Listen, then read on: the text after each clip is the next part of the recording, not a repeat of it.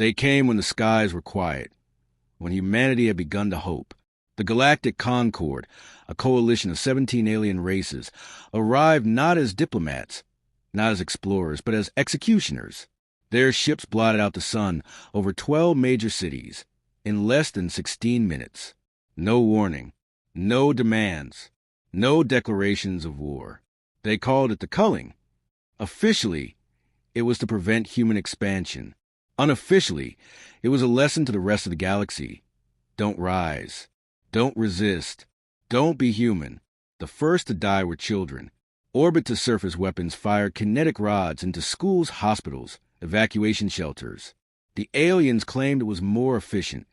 They didn't understand Earth's rage wasn't forged in battlefields. It was born in cradles. The United Earth government issued no retaliation. The military was crippled in the first 3 hours. They dismantled Earth's orbital defenses with such precision, the attackers called it a sterilization protocol. On day 1, 78 million died. By day 3, the Earth stopped counting. A girl named Lena was 6 when she watched her mother burn. The flames weren't natural. The GOL crash used plasma rains, silent waves that incinerated flesh but left buildings intact. They wanted infrastructure, not survivors. Lena lived only because the neighbor's basement was shielded by a fluke of old Earth concrete tech, too primitive to register as a target. She didn't speak for 3 years, but she remembered the screams. The Concord declared victory in 9 days. Their fleets moved on. They didn't stay to govern, didn't care to rebuild. They broadcast a single message across the galaxy. The human problem has been resolved. They were wrong. They had removed Earth from the star charts. They had deleted the human species from databases. But in the shadows and silence, Earth bled and remembered. They underestimated time. They didn't think a species that had just been crippled could build anything.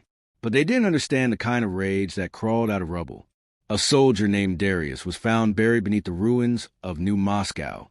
He had shrapnel in both lungs. His wife and son died in front of him. He survived. Not just survived, he swore. The humans didn't rebuild their cities. They buried them. And beneath the burial grounds, they forged a machine, no, an idea. The vow. It wasn't a military initiative. It wasn't a government plan.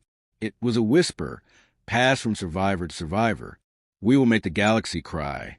Not just in revenge, not in rage, but in remembrance. Every human who joined the vow gave up their name, their past, their face. They became silence. They built nothing flashy, nothing visible. No starships flew from Earth. No diplomats were sent. No colonies rose. The galaxy believed Earth had truly died. And then, strange things began to happen. A Zen-3 patrol vanished near the edge of what used to be Sol space. No wreckage. No escape pods. A mining operation on Foros. 9 sent a distress call. Humans impossible, shadows can't see. Silence followed. The Concord dismissed them as anomalies. They had no idea what was coming, because it wasn't a fleet. It wasn't an army. It was something worse. It was every single human who had nothing left to lose. They didn't call it vengeance. They called it balance. Every act of cruelty the Concord committed, every child they burned, every city they glassed, was cataloged. For every life taken, a life was returned to the void. But not quickly. The humans didn't just kill. They hunted. The Vow's first major strike wasn't loud. It was surgical. The orbital archives of the Varn Dominion, one of the primary instigators of the culling, suffered a data collapse. No weapons fired. No enemy contact. But every historical record of the Concord's war crimes vanished overnight. The galaxy began to notice, and fear whispered its first warning. By the 5th year, the term Ghost Fleet was whispered in Concord halls. No visuals, no scans, no survivors. Entire stations reported sensor glitches, then went dark. Ships went in for inspections and disappeared. The strange thing? No wreckage, no debris, no signs of struggle. As if something didn't just destroy them, it erased them. The Vow had rewritten warfare. And Earth never claimed responsibility, because Earth never spoke again. A decade passed. The vow grew. Humans who survived the culling were no longer hiding. They were integrating, infiltrating Concord systems. Some posed as slaves, others as traitors. Some became low-level officials. They observed, listened, waited. They marked targets. And one by one, they began to break the foundation of the Concord, not from the outside, but from within. Economies collapsed. Supply lines frayed, all while the galaxy still believed Earth was extinct, because no human bore flags. No ships carried names. The galaxy still didn't understand what it had done. They thought they had bombed a world. They had forged a people. What rose from Earth's ashes wasn't civilization. It was a doctrine, a system of belief where justice meant balance, and memory meant pain delivered precisely. The vow wasn't just humans anymore. Survivors from species subjugated by the Concord, the Trolley, the Mazzari, even defected Kelro's engineers, began to disappear from Concord records. Some said they died. Others said they joined the ghosts. No one knew, because the vow didn't speak, and silence terrified the powerful. In the 11th year after the culling, the first armada of silence was seen. Seen, not detected. It didn't appear on sensors. It made no transmissions. It emerged from the black between systems like a myth refusing to stay dead. One Varn trading vessel spotted a shadow near the black dwarf of Helion 7. A massive ship, pitch dark, no visible thrusters, no insignia. The trader tried to hail it. The ship did not respond. For minutes later, the trader's engines failed. Life support followed. Manual systems jammed. No weapons were fired. But when the ship drifted back into known space on emergency momentum, the crew was missing their memories. Not dead. Alive, but empty. All they repeated was one sentence. The humans remember what you forgot. The Silent Armada didn't declare war. It dismantled empires by suggestion. Concord meetings became paranoid affairs. Fleets were redirected to defend logistics hubs instead of enforcing order. Civil wars reignited on two border worlds because their peacekeepers abandoned post, terrified by rumors of silent black ships. A Varn senator requested emergency security before a major vote. He was mocked for paranoia. 2 hours later, every single recording of his career was gone, not just deleted, removed from the time stream. The senator was found in a locked room, whispering, "I saw their eyes in the dark." He gouged his own out. The Council of Concord officially labeled the vow a terrorist entity. That declaration was broadcast across 712 systems. 7 seconds after transmission, every Concord-owned satellite turned toward its parent planet and broadcast one image. 2 tiers, one falling, one rising. No hacking, no signal detected. Just a quiet reminder. The first tier is grief. The second is judgment. They called it psychological warfare. It wasn't. It was remembrance delivered without mercy. Because when humans cry, they mourn. But when they stop crying, they act. And the humans had stopped crying years ago. Darius led the first direct strike. They called it the disappearance of Dravel Station. Not a single shot fired. No alarms. No resistance. A Concord logistics station, housing 4,200 staff and 5 warships. Gone. Only a single escape pod drifted into orbit days later. Inside, one surviving technician.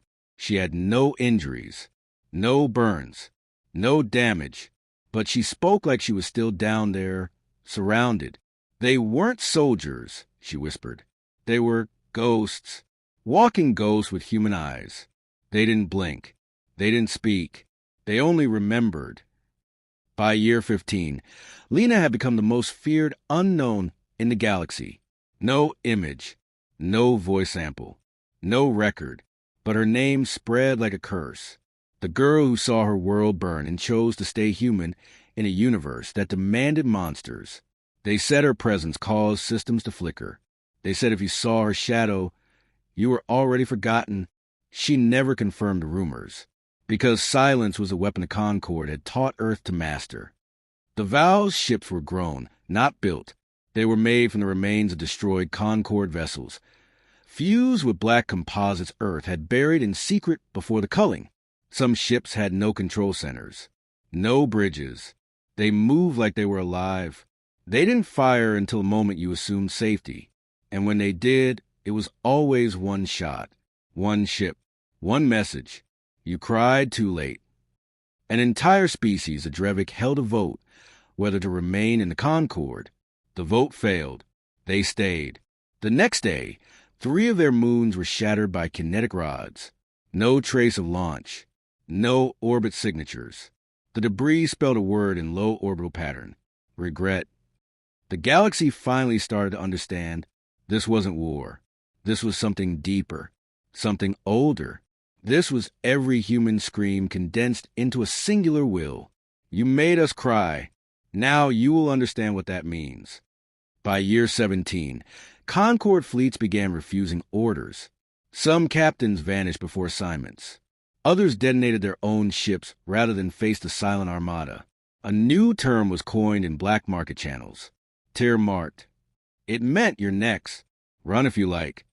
The council finally held an emergency session on neutral ground. They met on Kayla's for... The Concord finally admitted what their silence had been hiding. They were terrified. For the first time in galactic history, the ruling powers weren't preparing for war. They were preparing for justice. And justice terrified those who had only ever delivered punishment. The Ghost Fleet was no longer a rumor. Every month, another system vanished from comms. Mining colonies, border posts, refueling stations, all erased without debris or explanation. They couldn't detect the human ships. They couldn't intercept human messages. But then one message did come through, and it wasn't a whisper. It was a broadcast, a galactic-wide override. Every screen lit up, no matter the species, tech, or encryption. And it was human. A woman's voice. Calm. No anger. No hate. Just the weight of something final. You erased us. Now, we are your memory. This is not war. This is balance. We do not come to negotiate. We do not come to plead. We are the result of your silence. We cried first. Now we are coming. Then, black screen. Then, silence, followed by reports of mass panic across 4 Concord worlds. Lena had sent the message. She didn't sit in a war room or a command center. She stood alone in a chamber of glass, staring at the stars she once watched as a child, before they were eclipsed by fire. She didn't smile. She didn't cry, because the tears were long gone, and in their place stood something colder, sharper, purpose. The vow no longer acted in the shadows. They began returning what had been taken. Over Concord Prime, the vow deployed what the galaxy would call the memory fall. Thousands of small, indestructible satellites descended into orbit. They didn't attack. They didn't interfere. They projected images. Holograms of every child killed in the culling. Faces, names, last known words. They hovered over every major city. They played on repeat for 7 days, until even the Concord's elite began to scream for the sky to go dark. But it didn't, because humans remembered, and they wanted the galaxy to remember too. On the 5th day of the memory fall, the sky over Concord Central Headquarters changed. No longer images, just 2 words. We're here. They tried to prepare defense. But how do you fight an enemy you can't find? How do you aim at silence? Fleets were scrambled, shields raised, but nothing came. Not on the 5th day, not on the 6th, only on the 7th, when the skies were clear and fear turned into mockery. That's when it began. The first detonation was surgical, a pulse that knocked out communications, shielding, and AI systems. Manual systems flickered and died, and from the dark clouds, the silent armada appeared. No glowing engines, no war cries, no intimidation tactics. Just black, silent ships, dozens of kilometers long, descending like judgment, and on every hull, the symbol, 2 tiers. The defense grid fired. Thousands of plasma bolts, railguns, and torpedoes launched into orbit. Nothing hit, because by the time the defense fired, the vow had already landed. Not outside the cities. Inside them, They'd been there all along, sleeping in the systems, hiding in shadows, wearing the faces of slaves, workers, servants. And now they rose, all at once. The internal betrayal was precise. Power plants overloaded. Military officers collapsed from toxins placed in food weeks prior. Airlocks opened in vacuum-sealed bunkers. Doors didn't respond to override codes because the Vow had written the codes. And in 37 minutes, the capital of the Concord lost its ability to fight. That's when the humans sent a second message. A hologram appeared in every plaza, every corridor. Lena stood in silence. Behind her, rows of humans, unarmed, still, watching. She spoke only one line. The time for crying is over. Then the images cut, and the ships opened. They didn't kill civilians. They didn't scorch cities. They walked from the ships, from the sewers, from the towers. They walked in lines, dressed in black, their eyes forward, faces expressionless. They didn't chant. They didn't roar. They just watched.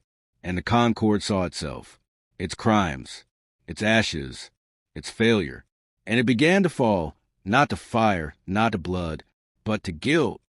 Some Concord soldiers dropped weapons. Some fled. Others screamed apologies to shadows that didn't answer. Because the Vow didn't come for revenge. They came to let the galaxy feel what humans had felt, what children like Lena remembered every night. Not death, helplessness. Concord tried to negotiate.